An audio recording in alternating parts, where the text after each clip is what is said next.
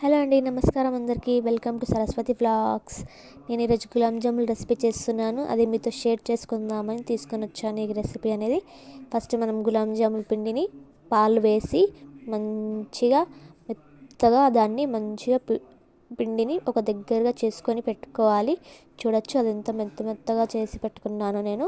First మనం చిన్న చిన్న ముక్కలు పిండిని తీసుకొని దాని మీద మన రెండు చేతులు ఎక్కువ ప్రెస్ లేకుండా లైట్ ప్రెషర్తో దాన్ని సెంటర్లో పెట్టి మెత్తగా రౌండ్గా అనాలి. అప్పుడే మనకు మంచి గులాబ్ జాములు అనేవి వస్తాయి. మనం దాని మీద ప్రెషర్ అని పెడితే ఆ గులాబ్ జాములు అనేవి అంత మంచిగా రావన్నమాట.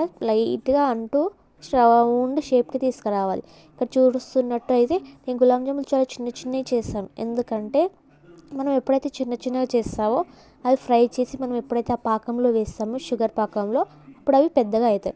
మనం ఇప్పుడే పెద్దగా చేసుకున్నాం అనుకోండి, అవి చాలా పెద్దగా అయిపోతాయి, ఇంకా లోపలికి పాకం అనేది వెళ్ళదు.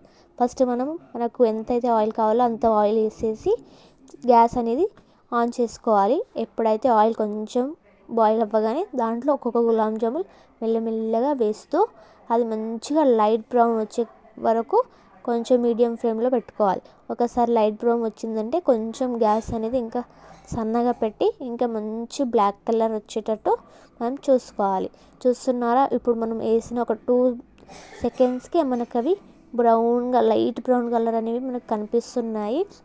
మెల్లమెల్లగా అవి మంచిగా కలర్ అనేవి వస్తూ ఉంటాయి. మనం దాన్ని తిప్పుతూ ఉండాలి. ఎందుకంటే ఒకటి దగ్గర పెడితే అవి కలర్ అనేవి కింద బ్లాక్ అయ్యి పైన లైట్ బ్రౌన్గా ఉండద్దు.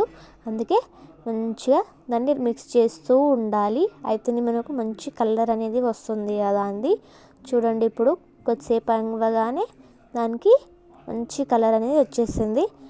ఈ కలర్ రాగానే మనం ఒక 2 సెకండ్స్ పెట్టేసి దాన్ని మనము తీసుకోవచ్చు బయటికి. చూడండి, మంచి కలర్ అనేది వచ్చేస్తుంది దానికి.